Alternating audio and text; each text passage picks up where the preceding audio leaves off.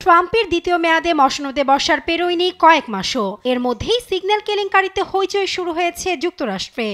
মঙ্গলবার কংগ্রেসের উচ্চকক্ষ সিনেটের শুনানিতে কড়া জেরার মুখে পড়েন মার্কিন ৩ শীর্ষ গোয়েন্দা কর্মকর্তা।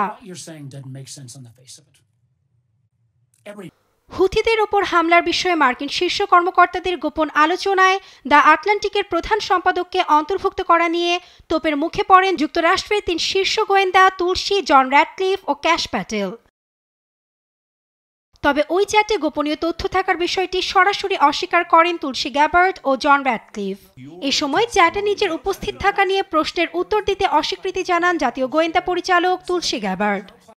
অন্যদিকে দোষ স্বীকার করে ক্ষমা না চাওয়ায় কর্মকর্তাদের পদত্যাগ দাবি করেছেন ডেমোক্রেটরা। তবে সিগন্যাল কেলেঙ্কারির ঘটনা প্রকাশের পর মঙ্গলবার ফক্স নিউজের সঙ্গে এক সাক্ষাৎকারে চ্যাট ফাঁস হওয়ার দায় স্বীকার করেন জাতীয় নিরাপত্তা উপদেষ্টা মাইক ওয়ালস। জানান তিনি সেদিনের চ্যাটটি তৈরি করেছিলেন। আমি তাকে তার ভয়াবহ খ্যাতির জন্য চিনি। তিনি সাংবাদিকদের মধ্যে একজন নিচু স্তরের। আমি তাকে এই অর্থে চিনি যে সে ট্রাম্পকে ঘৃণা করেন, কিন্তু আমি তাকে টেক্সট করি না, এমনকি তার নম্বর আমার ফোনেও ছিল না।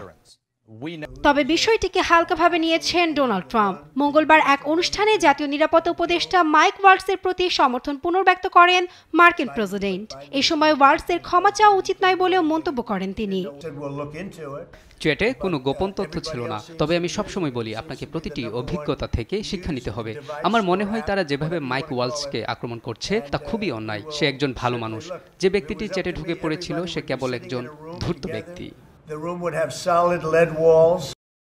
চ্যাট অ্যাপ সিগন্যালের এ গোপনীয় আলোচনায় মার্কিন ভাইস প্রেসিডেন্ট জেডি ভ্যান্স ও প্রতিরক্ষা মন্ত্রী পিট হেগসেথ সহ 18 শীর্ষ কর্মকর্তা উপস্থিত ছিলেন। নাসরিন আক্তার, নিউজ ডেস্ক, দেশ টিভি।